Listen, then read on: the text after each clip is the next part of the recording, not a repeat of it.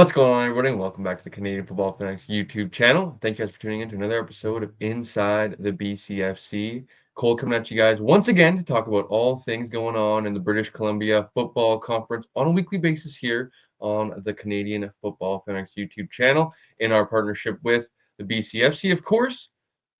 But folks, before we get into all the football talk here on the channel, hopefully everybody is coming off a nice long weekend as it was just Labor Day, kind of putting a bow on the end of summer for the folks that are, parents or maybe kids that are going back to school, kids in the BCFC that are going to university and stuff like that. It's kind of the last little bit of summer that we have left, although there will be here in beautiful British Columbia probably another, what would you say, probably another 4 is probably pushing it, but I would say 2 to 3 weeks of still pretty nice weather. Some, for the folks out there that are maybe river folks or lake folks, probably another 2 or 3 weeks to get in your last, river trips, swimming trips, camping trips, all that sort of stuff here in BC, as we are pretty lucky as the summer does kind of trickle into September somewhat. So although it is September 2nd by the time you guys are going to be hearing this, but it is kind of very strange, as I said last week, and kind of I feel like I'm always opening up with, man, how fast the time is going. But I feel like when you're busy doing all this stuff, it tends to happen. But hopefully everybody enjoyed their Labor Day long weekend, just coming off the Labor Day Classics, actually, of the time of these recordings. Just checking out, or just finished actually watching. First game was quite a dandy with the Hamilton Tiger Cats and Toronto Argonauts. The Toronto Argonauts winning an absolute thriller with Dejan Brissett. Uh, you know, kind of playing a little bit of villain and hero. He ends up playing the hero with being out of bounds, I guess you could say, at the right time. He ends up catching, pretty much a prayer for anyone that missed it. The Argos were down 2 points, I believe it was, with 12 seconds to go. Had the ball at their own 40-yard line, if I'm not mistaken. And Nick Arbuckle sent a ball deep down the seam, was caught by Dejan Brissett. He ends up breaking a few tackles and could have very easily went down because they were within field goal range. As kind of we saw a few years ago, I joked about it on Twitter of, I thought he was going to pull a Dom Rhymes for a second there, not go down in time to send the field goal unit out. It ends up being reviewed as he actually went down or out of bounds with no time left on the clock to end regulation. Excuse me, folks. They end up reviewing it and seeing that his foot was out of bounds with time left on the clock. They were able to bring out the field goal unit and kick the game winner. And then the second and final game of the Labor Day long weekend in the CFL was the Calgary Stampeders being victorious in large part due to their, I almost was going to say their strength of their team for, their offense has been quite good this season, but their defense has been an absolute game changer, and they were able to lead the way today and get a big victory in the Battle of Alberta. But folks, you guys aren't here to talk about CFL, that kind of Canadian football. You guys want to talk about and hear about the BCFC, CGFL, but especially or specifically the BC Football Conference. So before we do get into it, of course, folks, if you guys are enjoying all of our content, enjoying the Inside the BCFC series here, please be sure to leave a like on the video, comment down below, and most importantly, subscribe to the channel. As folks, we did hit 500 subscribers, so big or small round of applause for you guys, a little golf clap for you guys. We appreciate you guys for supporting us. It means quite a bit to us to not only grow our Instagram platform, but to grow our YouTube platform and hopefully, get out to more and more algorithms in the YouTube space. The more subscribers that we have is hopefully the plan here. So if you guys can subscribe, and as I always mentioned, like the great Pat McAfee likes to say, be a friend, tell a friend about what we got going on here at the Canadian Football Fanatics. It would be greatly appreciated on our part. So as I mentioned, subscribe to the channel. When you guys subscribe, press the notification bell. You guys get notified every single time we go live or upload a video like this one.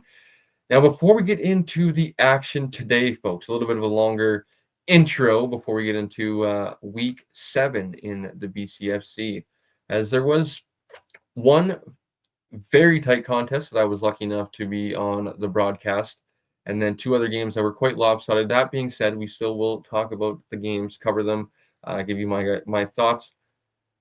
Huge shout out to the BCFC and President Tyler McLaren for Tyler was actually was able to make it work with his busy schedule.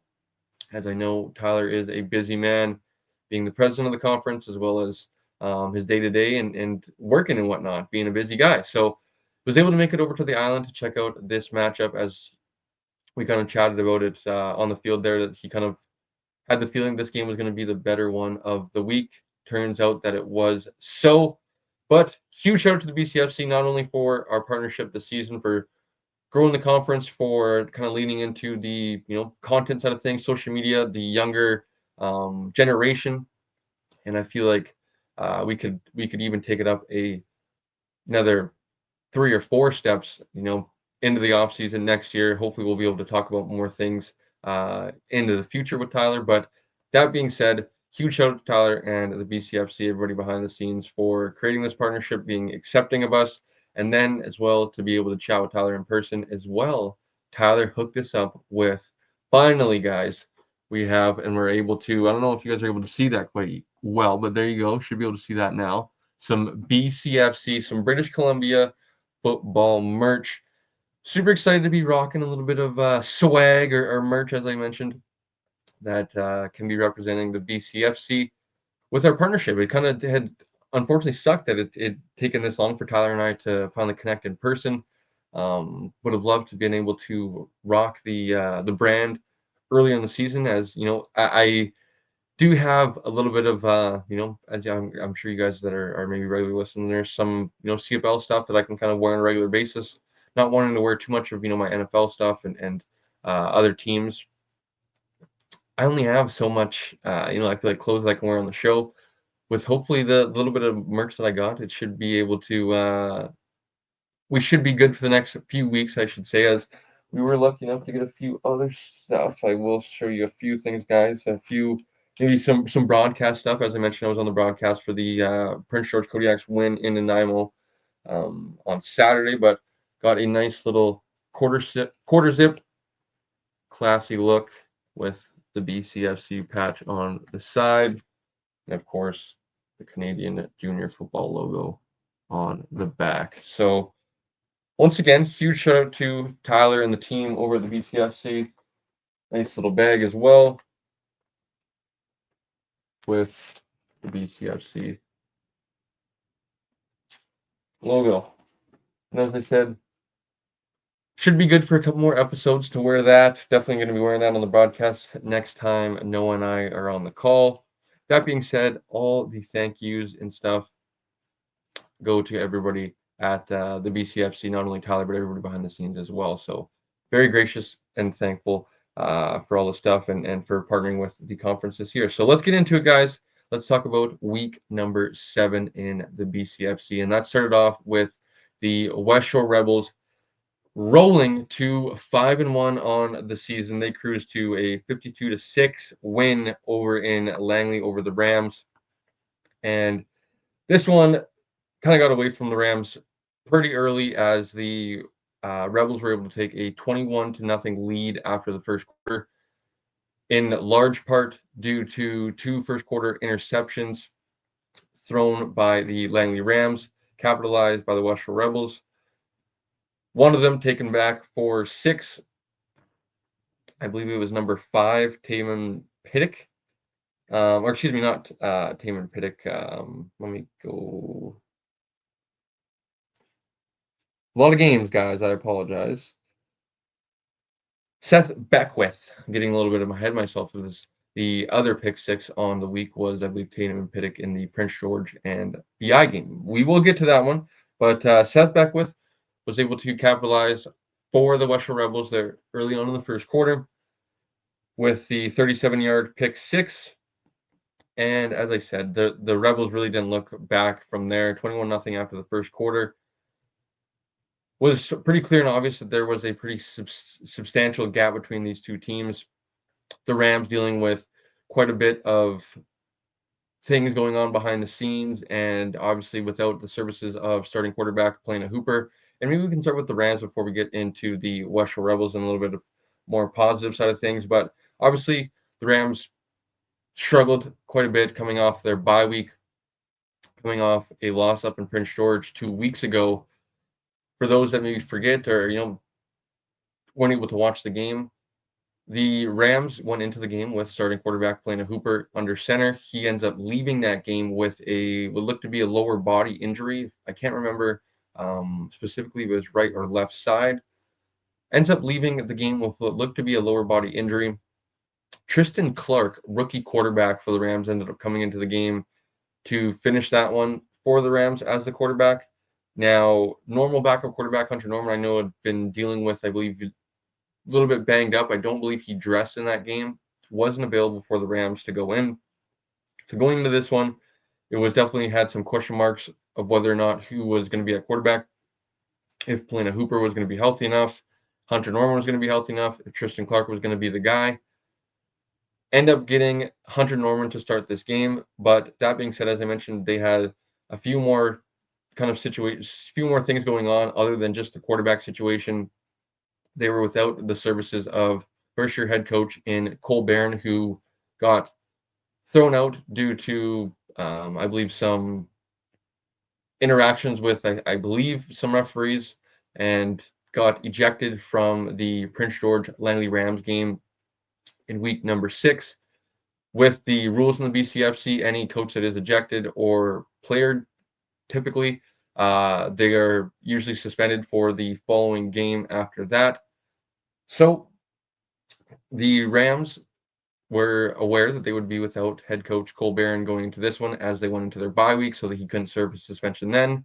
So, kind of unfortunately for the Rams, serves as a 2-week suspension. That being said, there is kind of rumors coming out of Langley that it could be, it could be as far as a 3-week suspension. So that'll be something to monitor throughout the week. That will the Rams be with or without their head coach and man in charge? That is Cole Barron. I believe the Langley Rams board has kind of stepped in and possibly lengthened that suspension. So that'll be something, as I mentioned, to monitor. That being said, to tie back into this game specifically, Hunter Norman went into the game as the team's starting quarterback, and it was a tough one for Hunter, unfortunately. As I mentioned, the 2 first quarter interceptions. Outside of that, just never was able to really get the offense on track. I know with speaking to Coach France a little bit, frustration, I don't know if that's even maybe the right word to describe the kind of feeling offensively over there right now, wanting to get things going in the right direction. And they have the players and they definitely have the coach to kind of get things going in the right direction. But the Rams have kind of been, I feel like, similar to the Raiders in a little bit of, they kind of get 1 or 2 steps forward and they end up taking 3 or 4 steps back. To talk about some bright spots, Damon Badenhorst, the new addition for the Langley Rams, has been, or maybe was maybe one of the lone bright spots after this game, as he's been able to run hard. And it's kind of been unfortunate. I don't know if you even want to say it in that way, unfortunate, but they get in Damon Badenhorst, 8 carries for 43 yards. Not bad, not good either, but it's unfortunate that you get in a running back like this, a very talented kid. But like, for anybody that watches the Rams, you could argue that they didn't really need another running back. The running back wasn't the problem, right? I feel like other positions, maybe on the offense, maybe a position or two on defense, needed an upgrade, opposed to a guy like Bruce Jones, who's solidified RB1. Reggie Ellie is solidified RB 1A, 1B, whatever you want to call them, as they are a tandem back, arguably the best 1-2 backfield in the BCFC. They get a guy like Damon Badenhorst in. He kind of gets dropped into the starting lineup, starting to take some of the bulk of the workload from the running back position in the Rams for the Rams team, and kind of somewhat eliminated what Bruce Jones was able to give you: 5 carries, 17 yards. Reggie Ellie, 7 carries for 38 yards. They were effective as well, but you only have one ball to go around and 3 backs to kind of satisfy, as well as game script, right? If you're going to be down in games, kind of eliminates your running game. So I would imagine it's very frustrating feeling in the Rams offensive meeting rooms right now, but I know Coach France will continue to watch the film, continue to adjust, and try to get better, try to get his unit better going forward. When talking about the Western Rebels, to lean back into them, as they were victorious in a very lopsided one, 52-6. Gavin Sessions right now is playing with the best quarterback you could probably argue in the country right now, most definitely in the BCFC. coming off another strong game, 20 of 24, only 4 completions on the game, 263 yards, 1 touchdown through the air. He also chipped in with 4 carries, 21 yards, and 1 rushing touchdown as well. As I mentioned, he is by far and away the best quarterback in the Bcfc right now, in my opinion, without having a true grasp on the PFC and OFC. And honestly, sitting down and watching any games this season, I would put Gavin Session into that conversation of best quarterback in the country right now in junior football this season. 106 of 156 for a 67.9 completion percentage, basically 68 completion percentage, best in the conference as well, with 1,452 passing yards, 13 passing touchdowns to 6 interceptions, both top in the BCFC this season. And the kind of the group of weapons he has around him at his disposal, I feel like is a very a very great luxury to have if you are Gavin Session, right? You have that bona fide wide receiver one in Zion Brown. Everybody knows who Zion Brown is and the kind of cachet he brings, the attention he brings from opposing defenses. But they're deep with weapons, with Hofflin, with um Bowles, excuse me, as well. Jenkins, who caught a touchdown. Beckwith, who's kind of that, Swiss Army knife. They're kind of their H back, does a lot in the run game, can catch passes as well, is a valuable weapon coming out of the backfield and catching passes as well. But Jenkins had himself a strong game as well, I believe. I think he had close to, what was it, 5 receptions, 76 yards. Hoffman, another 100-yard game, 8 receptions, 100 yards and a touchdown. Aiden Bowles, another productive game, 4 receptions, 52 yards. Jeremiah Beckwith, as I mentioned, 1 touchdown, 3 receptions, 58 yards.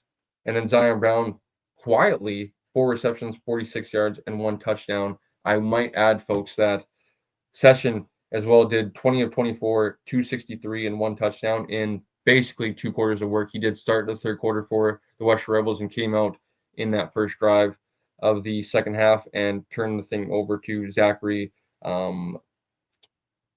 I'm going to butcher his last name, unfortunately, but Wetch.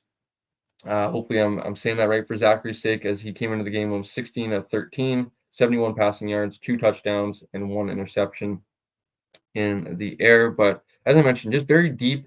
Maybe haven't been the same running the football. Ryan Vincent's a very capable back, though, as we've seen in previous years. Last year, it was a very productive back for the Western Rebels. This year, maybe not so much, but when Carter Williams is in the backfield, he's a very productive back. You could argue a top 5 back for sure in the BCFC. When he's back healthy again, they're also without the services of Gio Lanuzzi on that side of the football. But still, they had guys step up, as I said, their third game in a row with a pick six defensively. Very impressive. A very opportunistic defense under defensive coordinator Brandon Gandire. Probably not too surprising for anyone that was able to watch Gandire, maybe playing against him in my case. Was a very opportunistic corner defensive back. Took advantage of when the ball was in his air and he thought he could go get it. He turned over the ball, gave his offense extra opportunities. Not too surprised that his secondary or is taking advantage when the ball's up in the air and are some pretty big ball hawks for sure. So other than that, Manny Fiatu, hugely underrated piece in the middle of that defensive line, that middle of that defense. He finishes the game with 2 sacks, so you love to see a guy like that who, more often than not, his work kind of goes unknown or kind of in the shadows. He did a good job of being able to put up some those gaudy numbers, the numbers that kind of give you those all-stars and stuff like that, where Manny does a lot of his work behind the scenes, taking on double teams, that sort of stuff, freeing up his linebackers. But Manny was able to get to the quarterback twice in this one and take him down. So let's get to the next one after this one, which, as I mentioned, was a Western Rebels win 52-6 over the Langley Rams. So the next one was quite the game, as I was lucky enough to call this one here in Nanaimo, and it was a Prince George Kodiak's third straight win by a score of 22-19 over the home Vancouver Island Raiders. And this game was, I said, I believe on the broadcast, like a tale of two halves. You could maybe argue the case of, maybe a tale of quarter. It was kind of a quarter by quarter game in a lot of ways. The first quarter, the Raiders, maybe the biggest storyline heading into this one is Raiders bench starting quarterback Braden Jupe for rookie quarterback Zach Golab. And Jupe, you know, had his ups and downs throughout the season, but I believe he was third in the conference in passing yards. Passing touchdowns, maybe we would like to see a little bit more. I think where it came down to is just taking care of the football, right, for Jupe, and he hadn't been doing that in the last few weeks. The Raiders looking to go in a new direction. They go in the direction of young Zach Golab, fresh out of Terry Fox High School, rookie entering his first year in the BCFC. And, he's a cool kind of customer, as we talked about on the broadcast, and a guy that has some poise to him as a young player, and he displayed that for at times in this game. But the Raiders come out of this one, they end up actually getting possession of the football to start this game. Looks like they were about to leave the field on the first drive of the game, and the Prince George Kodiaks ended up getting a roughing the kicker call on punter for the Raiders, Cole McQueen. The Raiders offense gets to come back on the field to finish their first drive, and Golab ends up leading, now largely on the legs of Rondé Lyle and a little bit of Parker Wills.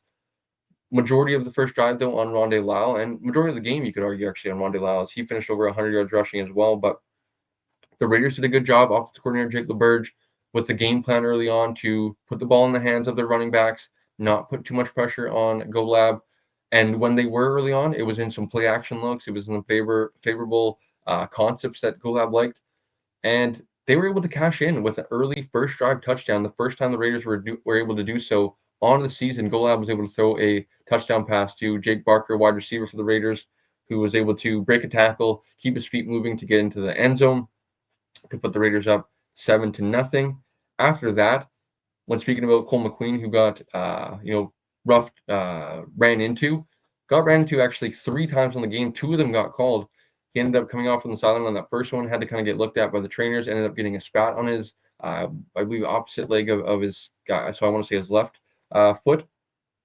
Cole McQueen, huge shout out to him. You know where my special teams player of the week vote is going to. He hits 2 40-yard field goals in this one from 40, one from 41. The long one of the year was from the opposite team's kicker in Brady Harper, who has, based on resume, solidified himself as best kicker in not only the BCFC, but in the CJFL as a whole, a guy that will definitely get looks at the next level. But he had himself an off night, and the talk of the kicker world after this one was most definitely about Cole McQueen, who hit 2 40-yarders, put his team up by a score of 13-0 early on after the first quarter. The Raiders, with rookie quarterback, kind of perfect early game script, and unfortunately, it all came falling apart when the Kodiaks were able to get on the board with a score and cut the game to a 13-7 BI Raiders lead late in the first half. The Raiders were backed up in their own zone, and it was unfortunate for young Zach Golab, who showed a lot of poise throughout the game. Didn't show too much in this one. Kind of stared down his receiver to the left side of the field, left side of his from his view, left side of the field, and ends up throwing a pick six, as I mentioned, to Taman Pittock. Let me make sure I'm saying Taman's.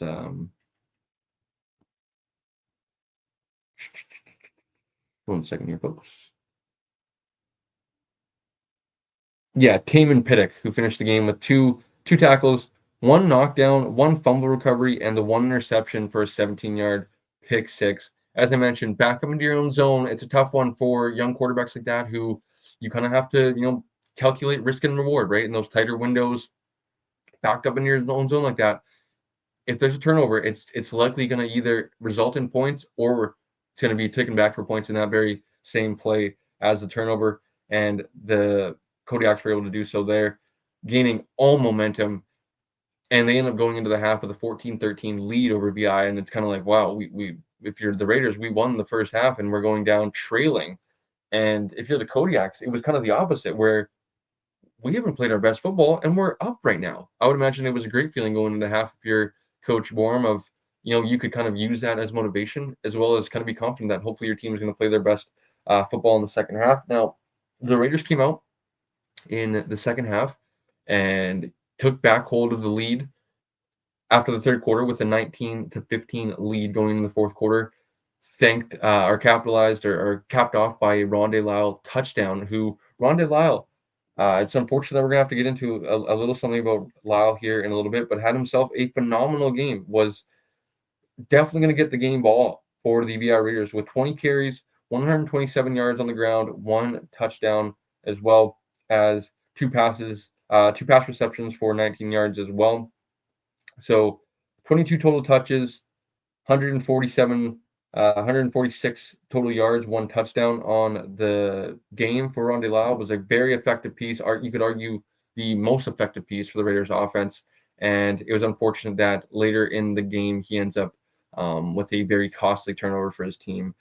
And it was kind of, the same old story for the Vancouver Island Raiders before we get to kind of the end. Tied, I guess, into Rondé, right? A little bit of, as I mentioned, he caps it off with a touchdown run for the Raiders to give them the lead. Now they end up wanting to go for two and miss it to get the what would have been a 21-14 lead at the time.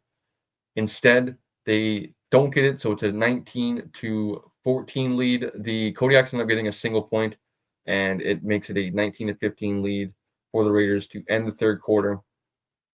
And it's just unfortunate that it was kind of same old story for the Vancouver Island Raiders, that their defense, talk with Coach Rabsey following the game, maybe not up to his standard. I know they were frustrated. Their defense played good enough to win once again for the third straight game, and their offense let them down with turnovers and turning over the football, and none more costly than in the fourth quarter where Rondé Lyle fumbles the football. Unfortunately, uh, just after the Raiders were able to gain possession of the football, Rondé Lyle ends up fumbling the football, and from that point, it kind of gave you that uneasy feeling of, man, the Raiders are going to let this one get away from them once again, a game that they feel like they should win. Not to discredit the other teams. I know I said it on the broadcast multiple times. I'm not wanting to discredit West Shore for back-to-back wins. Neither am I going to discredit for Prince George for earning a victory, because Prince George rightfully earned this very gutsy victory on the road, and a long way from home as well. So not to discredit any of the teams, but man, VI once again continuing to shoot themselves in the foot with self-inflicted wounds. And the Raiders were kind of, I feel like, stunned there in the fourth quarter of, man, we turn over the football again. Sawyer Thiessen to kind of turn over to Prince George once again.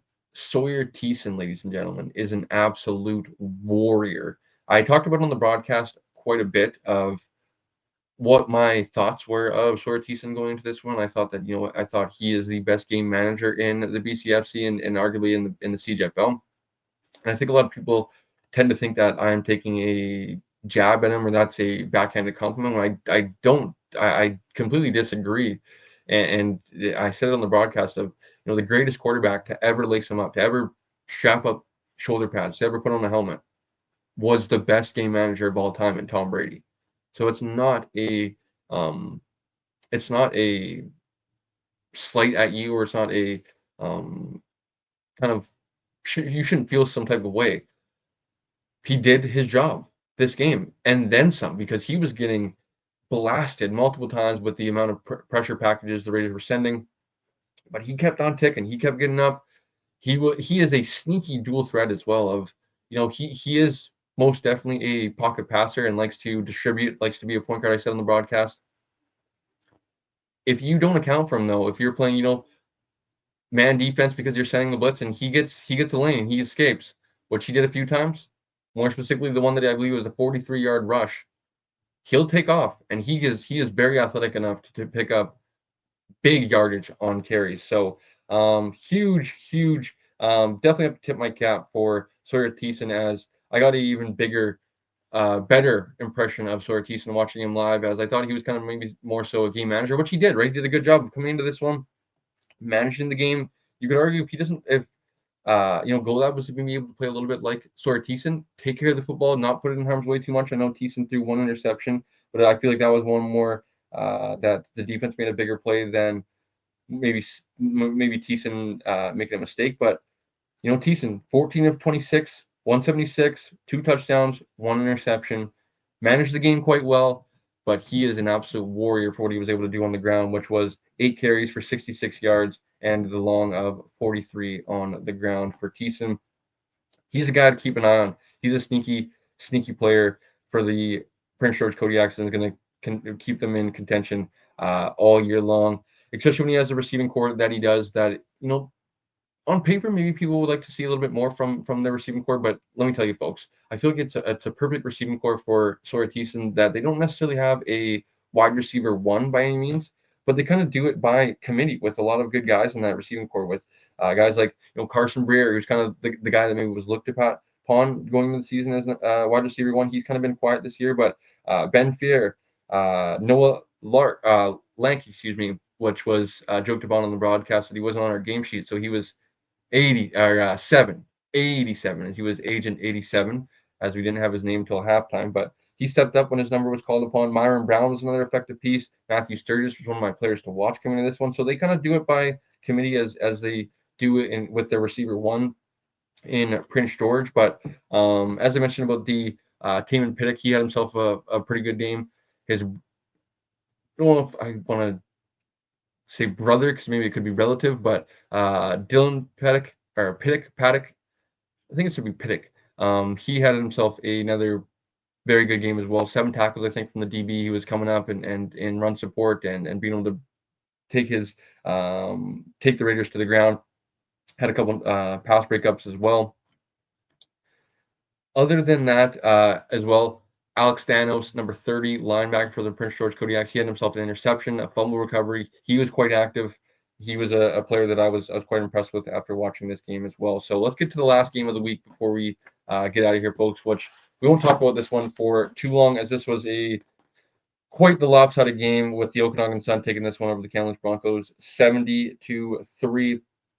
Don't have, as I said, much to say about this one. This is a game that are kind of two teams that are on the opposite end of the standings for a reason, with Kamloops kind of just trying to find some positives to grasp onto. And I think they had some coming in this game with Carter Moberg, who looked pretty impressive last week versus the Prince George Kodiaks. It at least got some things going, got some positivity going in the right direction. And unfortunately, the Okanagan Sun the Okanagan Sun for a reason. They come into this game with, coming off the bye week with probably a little bit of, something to prove and wanting to get out a little bit of frustration. I know, you know, to talk about it a little bit, I guess we could, Jaron Hardesty once again. I mean, best back in the Bcfc for sure.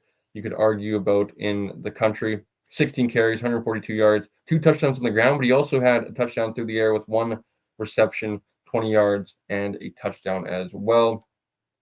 Liam Kroger also should be in that conversation for best quarterback in the BCFC. He's done a good job this year of managing the game himself as well, of understanding what he has on defense, understanding what he has in the backfield, and your job is to not mess it up. Don't turn the football over. Keep your team in manageable situations, that sort of stuff. He did himself a nice game on the evening. As I don't think he played too much in the second half, but 14 completions, 19 attempts, 241 yards passing, 1 interception, but 2 touchdowns through the air as well. And then I got to give a shout out to best backup quarterback in the CGFL right now, and Marcus Christos. And if you don't agree with me, folks, in best backup quarterback, at the very least, this kid is the best short yardage quarterback in the BCFC, and the CGFL was 7 rushing touchdowns on the season. But that wasn't what he was, what he was doing in the field this week. He was 6 of 7 for 102 passing yards and 3 passing touchdowns through the air. No rush touchdowns this week. He was able to save those for his teammate in Hardesty. He was able to get 2. And defensively, I know the Sun like to we're trying to get some young guys into some action and get them some looks. So I believe that was kind of the game plan. Get some of their starters some looks there early on and get some of the young guys some good quality game reps later in the game. So that's kind of all from that game. As I mentioned, not too much to talk about. The Sun kind of doing what was expected with the very big 70-3 lead. And that leads us into what the standings look like, which is that the Okanagan Sun sit at 6-0 and atop the BCFC. West Shore still 1 game behind them at 5-1. Prince George solely sits in 3rd place with a 4-2 record, as well as tiebreakers over almost anybody that can try to catch them. So it'll be interesting to see if anybody's able to even get close to knocking off Prince George for that 3rd place spot.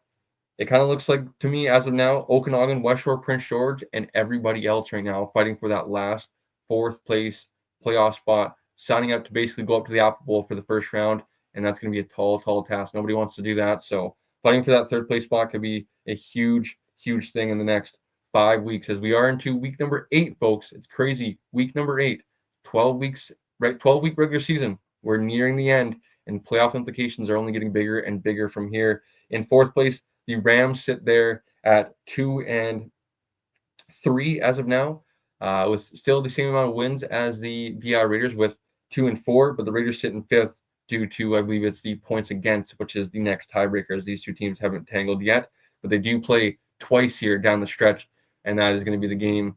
We'll talk about here in a little bit, but Valley sits, one game back of both Langley and VI in sixth spot. So they are right in the thick of things as well. And then of course Kamloops in last with no wins yet on the season. But if Kamloops is able to get a win here or there, they're back in the hunt. So all you have to do is get one win first, and then they can kind of go from there, and then they can kind of get themselves into the conversation. So the next week up in the BCFC looks like this: as the Kamloops Broncos travel to take on the West Shore Rebels at Starlight Stadium this upcoming week. In week number 8, folks, as I mentioned in the BCFC, the Okanagan Sun travel to the Prince George Kodiaks, which is going to be an interesting matchup to keep an eye on. The Kodiaks have given the Okanagan Sun the best, and I know West Shore gave them quite a scare, but you could argue with Kodiaks jumping up to that 11-0 lead up there with West Shore Rebels to play them, the tightest so far this season. So that'll be one for me. That's going to be one I'm going to keep an eye on with the Kodiaks being at home. Can they keep it close with the Sun, or can the Sun kind of prove that they are the class of the conference for a reason? And the last one is the Cascade Cup, which is the battle of the Fraser Valley. Langley Rams at 2-3 going to take on the Valley Huskers at 1-4. This is going to be a very interesting game to watch because I don't know who to lean towards into this one. Going to be a close one in, as I said, the battle for the Fraser Valley, a very heated rivalry game between these two teams and the Vancouver Island Raiders on a bye week. But as I mentioned with this one, huge playoff implications as the Langley Rams play the Valley Huskers. And then after this, the VI Raiders on a bye week, they go to Langley and take on the Rams with huge playoff implications here coming down the stretch as we get into week number 8, folks. So hopefully you guys enjoyed this week's episode of Inside the BCFC as I enjoyed bringing it to you guys. As the weather it is getting late here, folks, but it is still quite hot. As I mentioned, September 1st is the time of this recording, and it is about 7 o'clock at night. Still quite the heat it's not cooling down yet, so we still have take advantage of the last few weeks we do have of the summer weather. That being said, folks, it is starting to heat up more and more in the BCFC. As I said, playoffs are right around the corner. All these games are going to start to get bigger and bigger with playoff implications. But hopefully you guys enjoyed.